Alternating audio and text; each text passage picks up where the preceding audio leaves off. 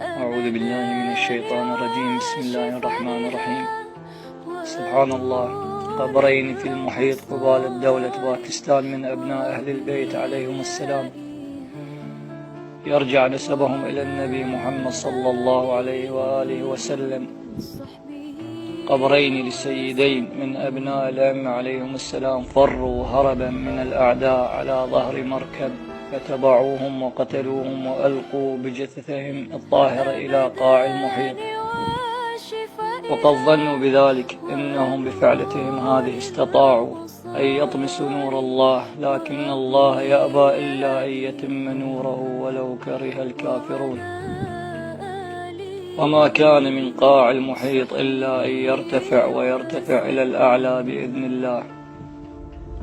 بعد ذلك رأى أصحاب وركاب السفن التي تمر من هذه الناحية نورا يشع منبعث من هذه البقعة المباركة، فجاءوا إليها واندهشوا وتفاجؤوا حينما رأوا جثتين، إحداهما لرجل والأخرى لصبي يرقد بجنبه، عمره يقارب 8 سنوات، عليهم ملابس وعلى رؤوسهم عمائم عربية تدل وجوههم على الوقار والهيبة إلى جانب الوسامة والجمال.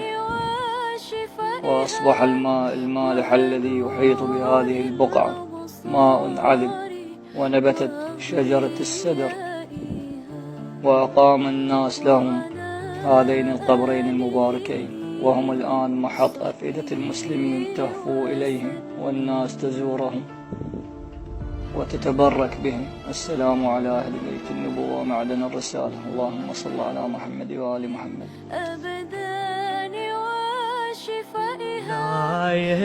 نازلين هنا بقبري حسين دلوني، نازلين هنا بقبري حسين دلوني، تعالي لي المسناية الراعي الجود والراية، أريد أروح شجاية وأقول لك يا بدير ساعة، رضيتي القوم يسبوني، رضيتي القوم يسبوني.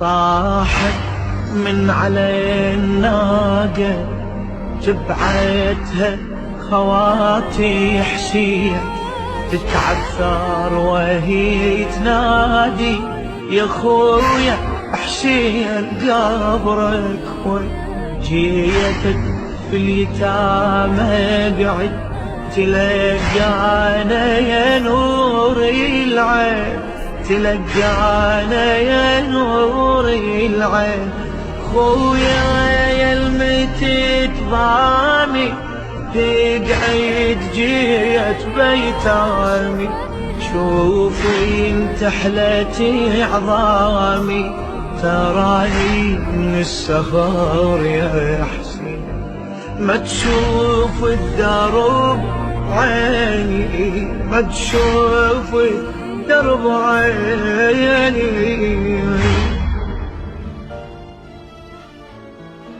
يا خويا تقعد احكي لك عن احوالي بهاي السفرة، مشينا على الهزيل حيسر يا خويا، مشيتي القى يشرب لابني زياد بالكوفة، جنايسكم على الغابرة، جنايسكم على الغابرة، لو شفت الضعان من راح عادي بشتمنا صاح، كل ساعة ويتيم طاح، كل الروس منصور عن شمالي وعن يميني، عن شمالي وعن يميني.